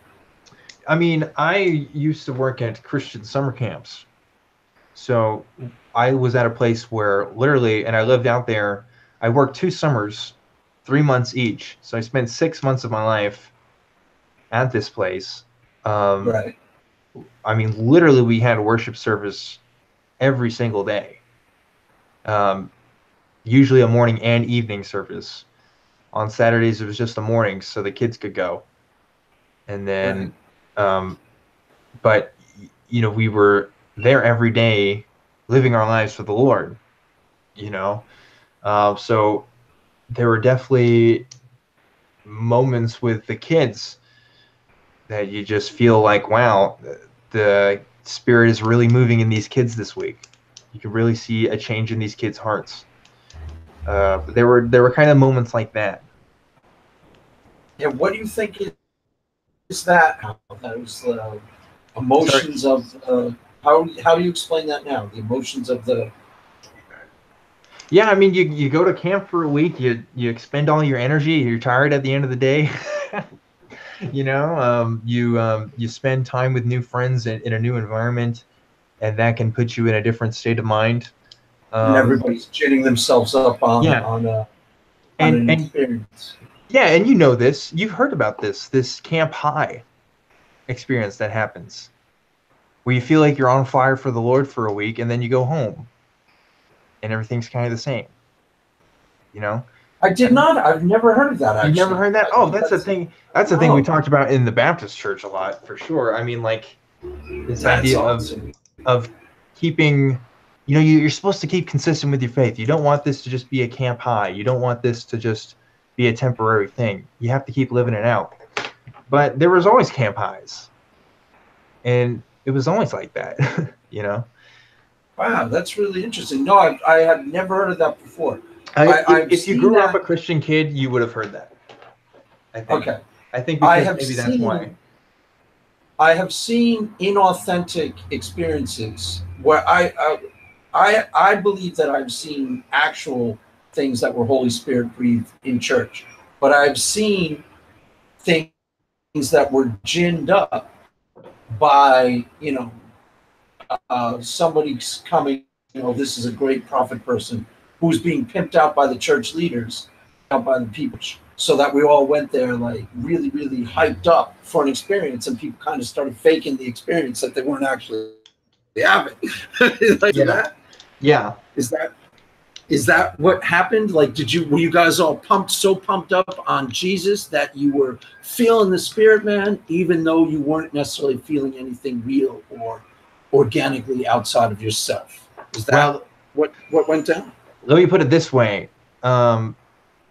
Since I was there, I was there every day helping make sure that those worship sessions happened. I even played at them. I was a violinist, and I did stuff with the worship band and stuff. So I was on, not every day, but on a lot of the days, making sure those experiences were happening. In other words, once so you were in charge of putting the emotions in the people to get them. Yeah, once you know how the sausage is made, you know what I mean? Weird. So wait a minute. Was somebody telling you? Wait. Okay. Go. Okay. Was so somebody was there training in like manipulation? Is that what you're hinting at? You can say yes. I have no loyalty to whatever sect you're talking about. Their fakes. Because I have connections to those people, so I don't know how much they would want me to say. It's not scandalous. They won't listen. Let me put it this way. This is how church camps operate. This is how many of them operate. Okay. Awesome. Your last night of the week is supposed to be the come to Jesus night. And the reason why I'm saying it that way is because you prepare a speech where you offer people the chance to come to Jesus, to come to the front and give your life to the Lord. And you plan for that to usually be the last night of the week, because they're all hyped up on the events of the week. Well, that's the structure. That's the structure of the camp. You have your experience of the camp, and then you get ready to leave, and then you have those moments, and then you go. I mean, you're selling a product almost, and you do that week after week after week, and suddenly the camp experience isn't as magical anymore, because this is your job and this is what you're doing, and you're supposed to create that for people. Right, but it wasn't. You hinted at conscious manipulation, like keep them up for 3 hours. I don't think it's conscious. Because there are in cults where they actually and none of your church people, I wouldn't be that, but in cult techniques of like they don't feed people, you let them, you take them away from their families, you keep them up, you don't let them sleep. There's a lot of things you can do to produce more intense emotional responses in people that are inorganic. Okay, yeah, but see, at church camp, that's happening already, though. You're already separated from your family, and you're already doing strenuous stuff every day because you're at a camp and you're outdoors, and you're doing stuff. So it happens on its own. It's a natural thing. You see what I'm saying? Right, but they're conscious of some manipulation in there. I don't know if I'd say that the people that I worked with were consciously manipulating people. Okay. I would say that they would, because I was a part of that too, right? And none of us had a meeting where we were like, okay, this is how we're going to manipulate the kids this week. Right? Like that's not how we were doing it. But we had all worked at camps. We had all been to camps. We know the typical structure of how these things work. And there's supposed to be a theme, there's supposed to be, and there's lessons in the Bible studies that you want to emphasize. And it sort of kind of just happens in a way, if that makes sense. Whether you're consciously, because it's a program, you plan out the worships, you plan out the stuff that you're putting on. Whether the kids make those decisions on what they want to do with their lives or whatever is up to them. But, we're not making the kids come to Jesus or anything like that. Right. But we're definitely setting them up for it. With one eye, it's orchestrated with one eye on the result. Or it's semi-consciously. I don't want to make it sound like it's devious. It really wasn't. Okay. At least the place where I worked at. I don't know about other places, but. Well, I'm sure some places it's hardcore devious. Like, I don't know if you saw Jesus Camp. I've seen that. On Netflix. Yeah. And it's very different, right? That's a lot more aggressively. Yeah, our camp wasn't like that. It. Okay. I worked with other sincere Christians who believed that they were doing the Lord's work. Okay. Sincerely. I really do believe that. But like I said, when you're not at camp or when the program's over and you kind of do other stuff in your life and you got to worry about summer ticket sales and fall retreats and things like that. It's a business. At the end of the day, church camps are a business, and they're going to want to meet certain financial needs and other kinds of needs, just like anywhere else. And that's the same thing with the church. It's the same thing with Christian nonprofits. Right. There's a bottom line sometimes.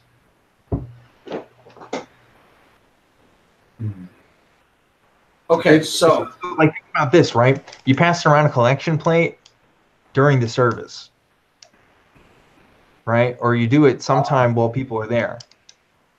If people didn't do that, the churches would not be getting as much money as they do. Does that make sense? Right. Yeah. So it does. You got to invite people into a certain space in order to, do certain things. Right. So okay, let's go back to Magna Bosco because it's already been almost 2 hours. So yeah, we don't have much time left. But you're going to come back on, right? Sure. Why not? And you're going to get Rachel and convince Rachel and Doug and Magna Bosco to come on. Can you do that? Maybe, yeah. Anthony's a pretty busy guy. I'm sure Rachel would love to come on. Okay. I don't know about Doug, but yeah. We'll work on Doug. Rachel, I thought would be definite. I thought Doug and Magna Bosco would be harder to get, but definitely work on Doug. So, okay, let's go back to Magna Bosco briefly, and then we'll wrap it up. Okay. So, okay, so he starts asking you the questions, and what was your response at the time? So on camera, I think you can kind of see. I think you can kind of see that I was thinking about what he was saying to me. I don't think I was hiding that.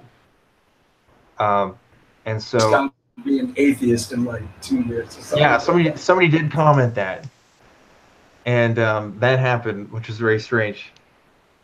But yeah, I mean, I was just really thinking about what he was saying, and I was trying to determine what makes my justification for my beliefs different from other people's, and how can I be confident that my beliefs are true more so than people of other religious faiths and backgrounds.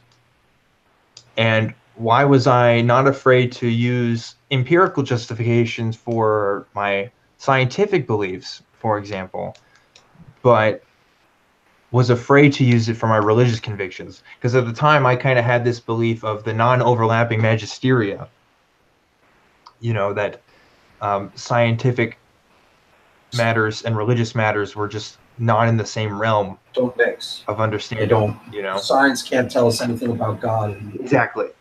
Okay. And I went out and I researched. I committed myself to learning a lot more about the Bible and the history behind that. And that's something interesting because they don't most churches don't tell you about the history of the Bible and how that like the Council of Nicaea and how there's that, but also just the authorship in general, and the dating of these books and how far they go back. Because, I mean, and depending on the denomination, there are some places that believe that what's written there is written by God himself, or at least, inspired by God, and that there kind of be no errors. There is no, and so because of this kind of holiness around the Holy Bible, there's like a taboo to it. At least that's where it was where I grew up. So I was really fascinated when I found out, oh, wow, there's this whole thing of Bible scholarship that's out there that I was a Christian my whole life that I was completely unaware of because nobody taught me this. Right. And I know why would people be afraid? Some atheists, that's like game changing. Because I've had atheists who I've talked to in DMs who I was really pretty good friends with, who started telling me like this stuff about like, do you know counsel? And they would give me this information as if this was like, this was going to rock my world, and I was going to hear this and I was going to start questioning Christianity as if I didn't know it. Like, I had a totally different experience growing up with the Bible. The Bible was not, as far as I was concerned, I was amazed when I was 29 that there was truth in it because I had a totally different experience growing up. I wasn't expected to take it, as far as I was concerned, it was like, this is one of those old books that you might find something interesting in, you might not. But go ahead. I'm sorry, I didn't mean to cut you off. Yeah, I mean, like, my understanding of it was that it was the truth. So I came about it the other way, that it was like this mysterious old book that has been passed to us that we may or may not know some of the origins for, but otherwise, it's kind of one of those old things that is just kind of there. I didn't realize that. Don't question it. You speak about it in hushed tones, and it's really, yeah. Like when you ask questions like, who wrote this? Or, like, that wasn't really something that had an easy answer in my... Like, shut up. Shut up. Yeah. Or it would be, they tell you when Paul wrote it, I guess. Because that's pretty simple, but everything else, it gets kind of a little more hazy. Unless you grew up in circles like where Drew grew up, where they tell you, like, oh yeah, Moses wrote these first 5 books, Right. I get how if you don't know that there is disputed scholarship and things like that, if you have no idea about any of that, and then you think this book is kind of, as far as you've been sort of hinted at, that it's just zapped into existence by God and infallible, and there was no controversies involving it, that could really mess you up if you start understanding that there's a different history You know, Yeah, that because there was even books that they kept out because they're not canonical. There's books, you know, there's, you know, controversial. It's controversial whether this passage was tacked on after the fact. I'm not necessarily saying I believe some of these disputes. I'm just saying I've always been aware of them. Oh yeah. So they weren't. So they're not game. They were never even close to, like, you know. Well, because I grew up with the understanding that if there's something you don't understand of the Bible, if something's not making sense to you, it's because you don't know the context. And that's like the defense every time. Well, you got to look at it in context. Oh, you got to know the Greek or the Hebrew translations. And you got to know what this person says about that, you know? And when you have that kind of defense of, oh, well, somebody smarter than you kind of has this figured out already, so don't worry about it. You never really had to worry about it. You find out that they don't exist. You start listening to apologetics and you're like, wait, well, or that they exist, but it's not good. Like, it's what, like, if you think about this apologetic and then think about this apologetic and then think about how those two don't work, you know. Right. That's what I mean. When you start, when you're a reasonably intelligent human being and you're starting to have questions and you've kind of kept it as an article of faith that there's some really good answers out there. And then you start digging into some of these quote unquote really good answers and you're like, wait a minute, these are terrible. that can probably mess you up. Yeah. Right? Yeah, absolutely. Yeah. So that was part of it. And it was like, well, if I don't have the foundation of the Bible for my Christian beliefs, that's kind of a big deal. You know, if I can't rely on this text and being reliable to telling me the things that I thought it could be reliable about, then suddenly the doctrines of Christianity kind of come into question a little bit. And it's a ripple effect. Because, like I said, I didn't have a problem with a modern... For the most part, I didn't have a problem with what modern science understood about the world. You know, I pretty much always believed in evolution as soon as I understood what it was. You know, I didn't have like problems with that. I just had like a theistic understanding of it. You know, for example, I never ever believed that the Earth was 6,000 years old. Okay. You know, but which I think Drew did. Yes. Drew did. This is the Methodist background in me, telling me that the Earth was a bit older than what people imagined. But there were, like I said, the historical context that didn't match up with what I previously believed about the scripture itself. That did give me some pause, as well as some observations about Christianity and how it is done now versus how it used to be done, and how that's changed over time. That one's a little new. What do you mean by that? Well, that one I'm not sure about. I know of plenty of Christian friends that have tattoos, right? And it used to be the defense of why not to get them? It's like, oh, well, your body's a temple, and now people are like, oh, well, but the temples were meant to be decorated. You know, I mean, that's pretty awesome. Okay. Yeah, it's this idea of our understanding of Christianity and the Christian culture has changed and evolved over time. Positive. I mean, like there's like Christian rock and things like that, and like you go back to like 1985, you know. Yeah, that wasn't a thing. It was demonic. No, right. But it was really funny because I was in college, and I had these heavy metal guys next door who had all that like Kiss and like every single heavy metal album, and I used to hang out in their dorms at like 2 a.m. when I come home. And one time looking through the record albums, and they had Stryper, the Christian metal band. And I started like laughing my head off. And I was, I believe you guys have Stryper. And they were like, dude, it's really good metal. So that was like, and Stryper used to get all this, I don't know if you know who they are. They were like the first Christian heavy metal band. And people used to say they were of the devil. You know, now there's a bunch of Christian heavy metal bands, but they got a lot of blowback. Like it wasn't completely kosher. I'm sure it's not now. in all sects and all areas of the Christian world, there's probably people who consider it still of the devil or demonic or whatever. But Oh yeah.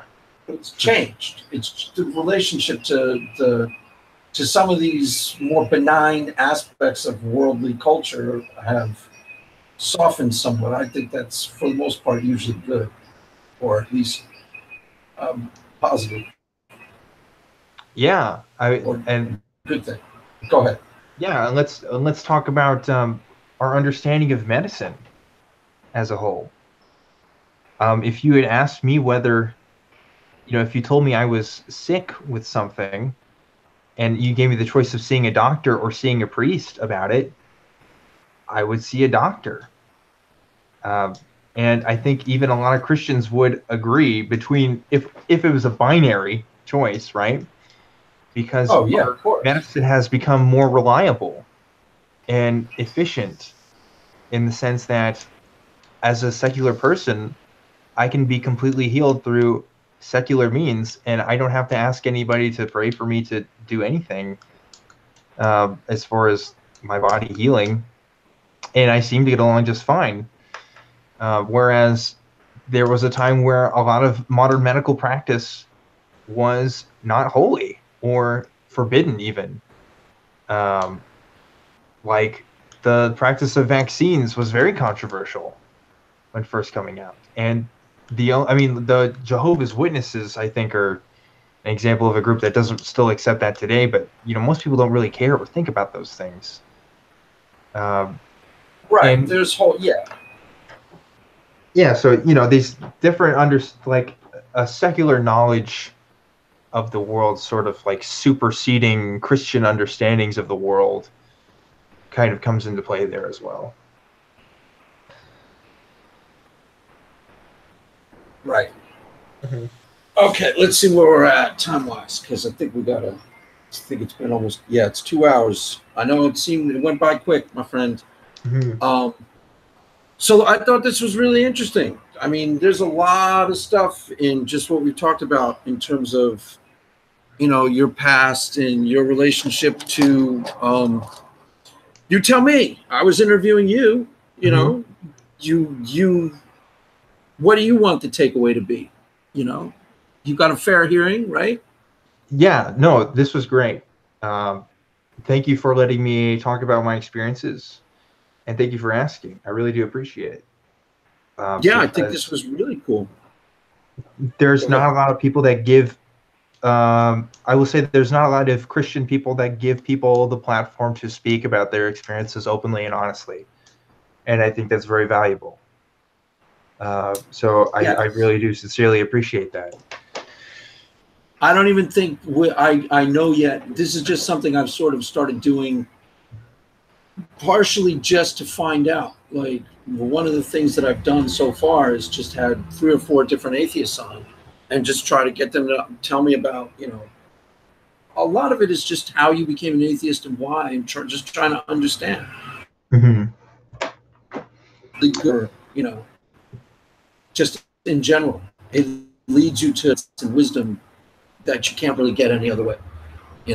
Like most of the people who are doing Christian apologetics. Let's say my goal was to convert somebody back to Christianity. I'm not saying that that's the goal, but most of the people who do apologetics on you are just totally off base because they don't even know. They're not even listening to your experience, so they have no idea why, who you are, or why you became how you became. Yeah, right? Yeah, I completely agree. And on the same token, I would say that I certainly know some atheists who would go about having a conversation with you the completely wrong way, Craig, because they might treat you like you're an evangelist Christian or that you grew up with the faith somehow, and make a lot of assumptions about you without accounting for your experiences. And I've had actually people say that to me. People say, well, the only reason you're a Christian is that you were raised that way or you wouldn't be a Christian. I was like, okay, thank you for telling me that. You don't know anything about me. Exactly. So it can be easy to stereotype people and easily to put people into boxes because, like I said, we're trying to to make our worldview consistent, and by doing that, we have to have explanations for people to be why they are the way that they are, in order to match that our views of the world. And sometimes that means heuristically, well, I would say like shortcutting people into little Shortcutting boxes. why they are. Like Yeah. you're here. You would listen to the devil, or you weren't a real Christian. Correct. Shortcuts the whole.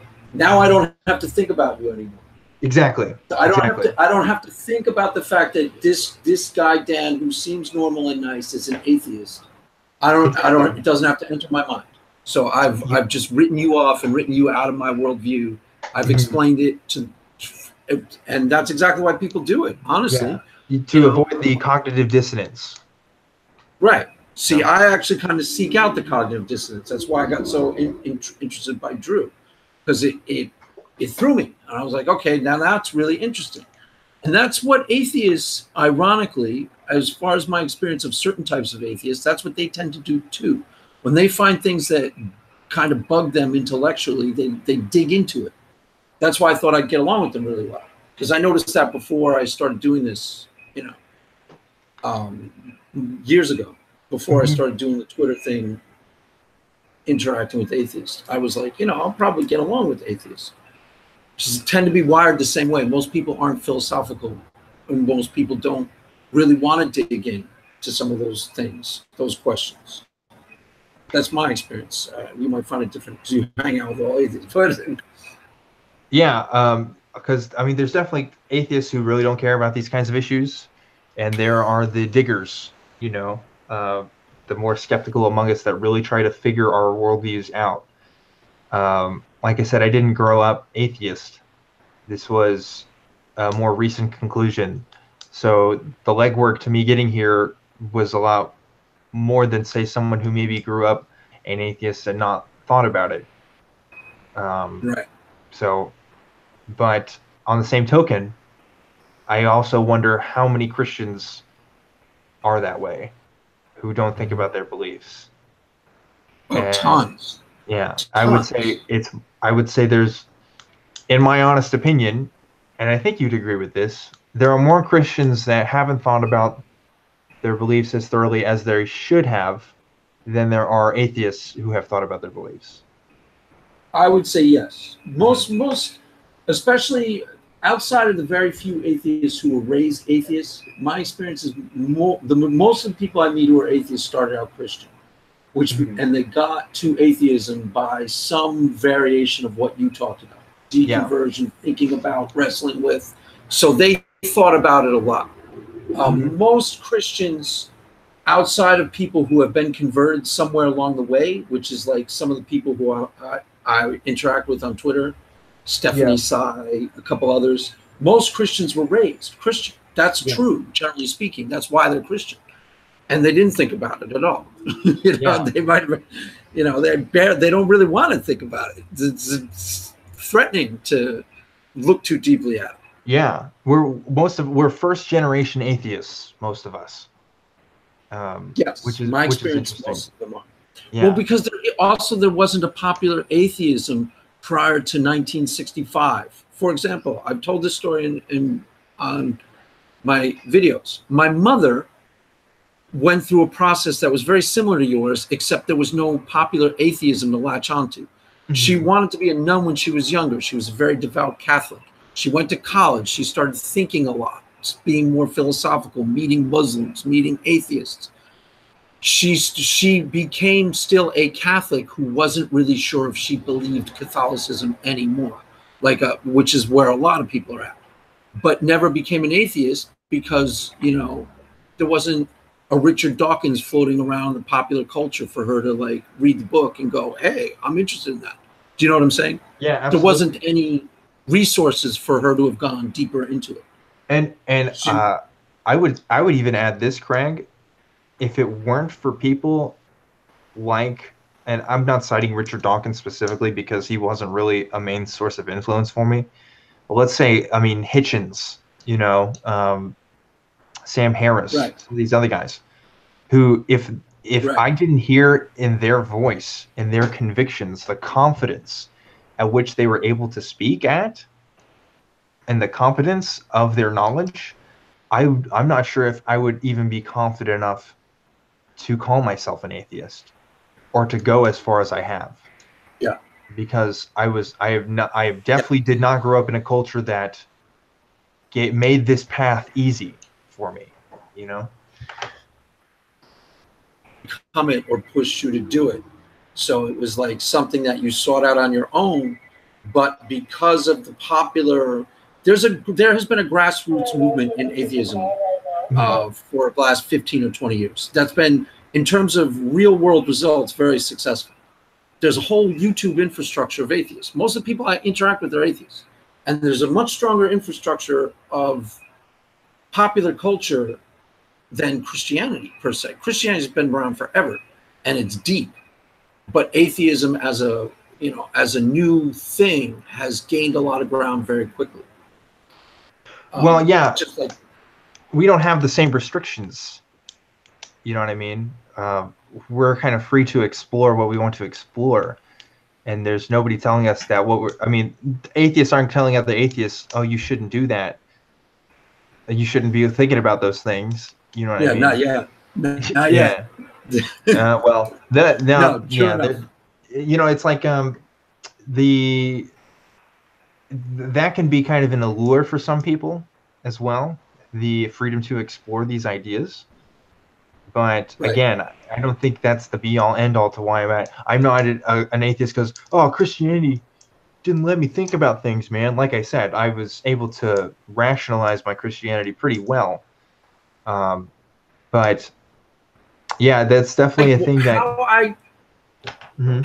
this is what would have happened to you if you were raised in 1950 or 19, like my mother. If you grew up in the 30s in college in 1958, you would have been, like my mother, a fairly liberal, fairly open-minded, free-thinking Christian.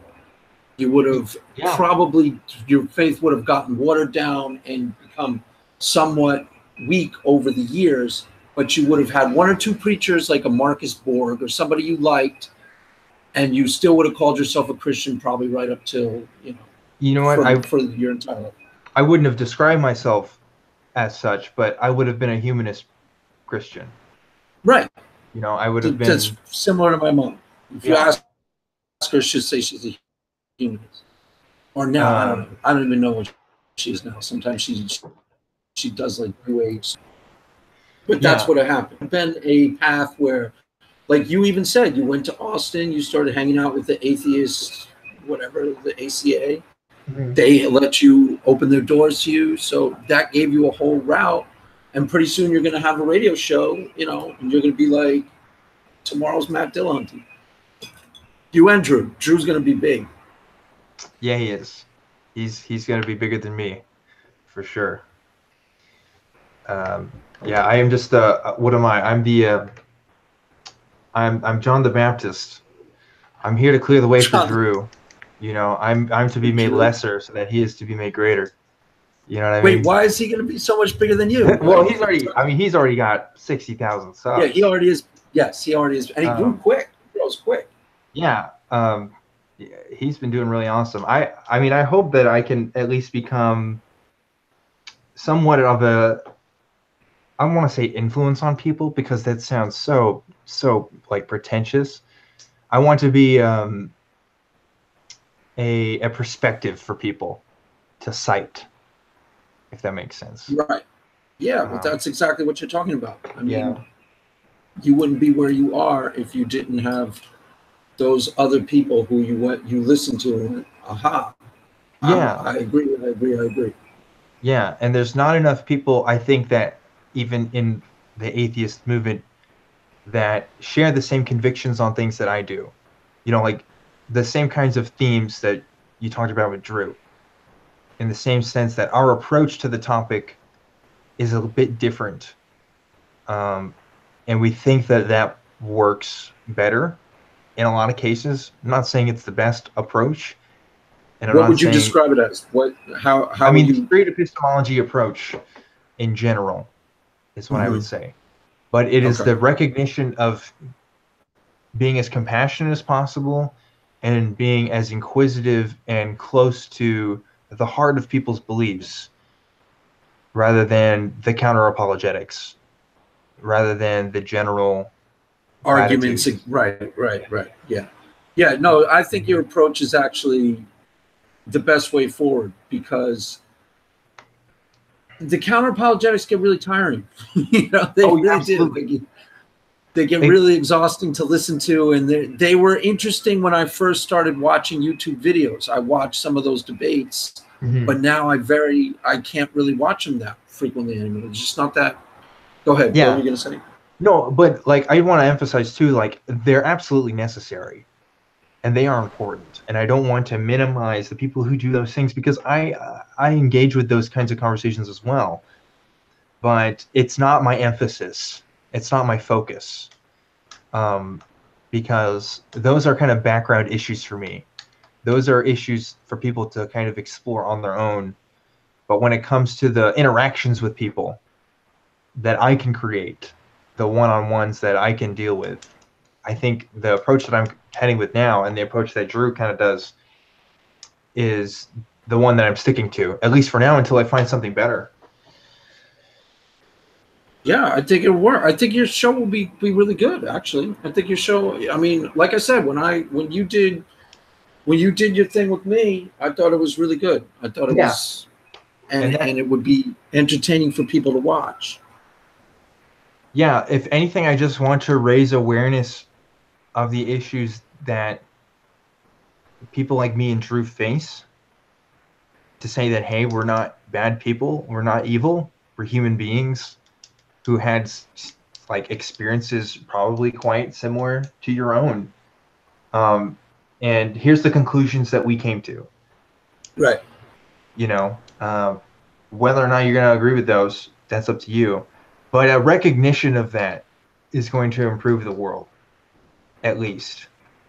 You know how gay people got to the rights that they did? It's because everybody started knowing somebody that was gay. And it wasn't just a figure on TV or like a boogeyman.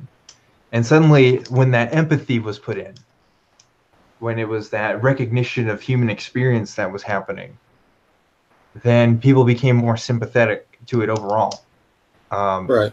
Even people who were diametrically opposed to it at first, based on religious convictions, such as myself. So I think that's where it starts for us. I think we could try to do the same thing. All right, man. So cool. So this was a good first step in that direction. You broke bread with the Christian community. You met with the leading voice in Christianity today, myself, and you live to tell the tale. Craig, I wish you were a leading voice in Christianity today. I really do, because well, keep it in your prayers. I do too. There's more conversation like this that needs to happen. I agree. I totally agree. And I actually think that what I'm doing is a much better form of apologetics in terms of making my belief system, without me actually presenting it at all in this conversation, more palatable to somebody listening. Do you see what I'm saying? They go, well, Craig seems like a reasonable human being, yet he's a Christian. How could that possibly be a normal person? Yet he's a Christian. How do I wrap my brain around that? That's apologetics. You know what I'm saying? That's a much better apologetics than if I put some cool Christian argument to you and we debated back and forth, and I quote unquote beat you. Yeah. I don't think that that's really all that important. I agree. I know you want to wrap this up, Craig. But I gotta ask you this, because I think you know the answer to, if you asked this to me. It was the other way around. But are you open to Christianity being wrong? I'm open to the idea that I could be incorrect. Sure. Okay. Yes, I don't think I am. Sure. And I don't think. I mean, I guess I'll just leave it at that. We'll get into that next time you come on the show. I am curious, because when I was a Christian, I wasn't as open to being wrong. As what? As me? Yeah. Yeah. I think I was afraid of being wrong. And I think that's what stopped me from exploring as much as I did, which I think is interesting because I think you're more open to it, and that's why you're having these conversations. Well, I'm more. I wasn't. You. When we have more conversations on this, you'll start to see how I was raised, and it was really different. I'm not dogmatic at all. Yeah. Yes, I 150% believe in Christianity, but for the purposes of a conversation, it's really easy for me to just shoot the breeze with you and entertain all possibilities. Yeah. Without necessarily, it threatening me at all. Does that make sense? Yeah. Yeah. No, I agree. So I agree. But do you think it's because of the way that you grew up that's why you're able to do that so much better? I think, honestly, this is going to be a weird answer. But to a Christian, I'd say I think it was part of God's plan, because I was raised so thoroughly secular, it was unbelievable. Like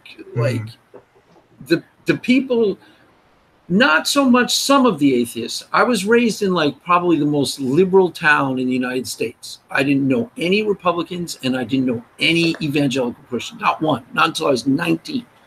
And my whole worldview was informed through almost all secular understanding. And in me that you recognize immediately because you wanted it as a Christian. Yeah. It produced a kind of I'm open-minded of it. Even when I went to when I started getting into Christianity, my wife invited me to church that night, and I was like, hey, whatever.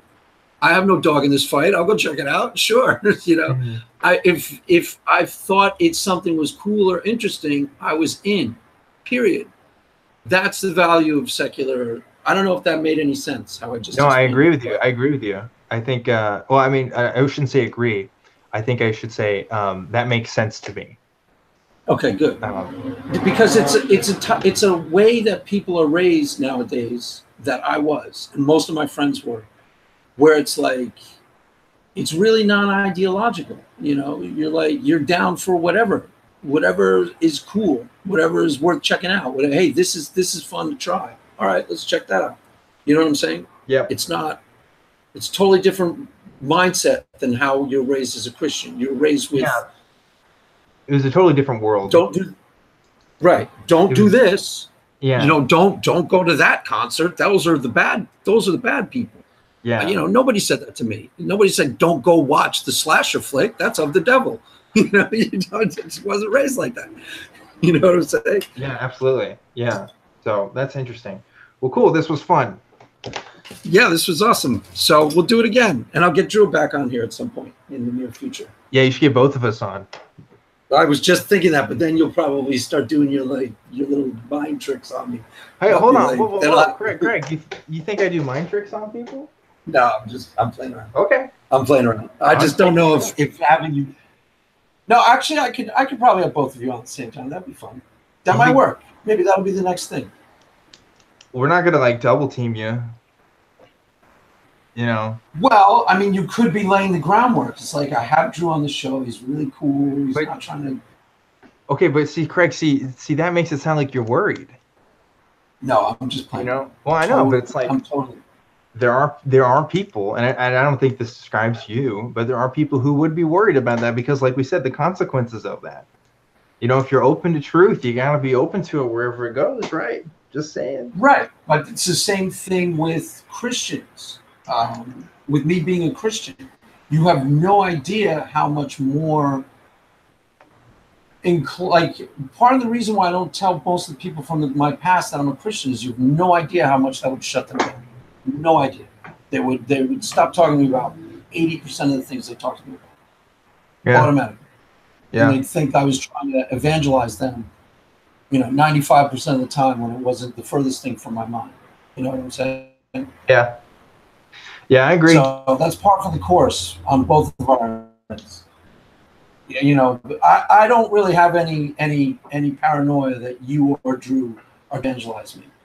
And you don't seem about me trying to, you know, get you to start being Christian again.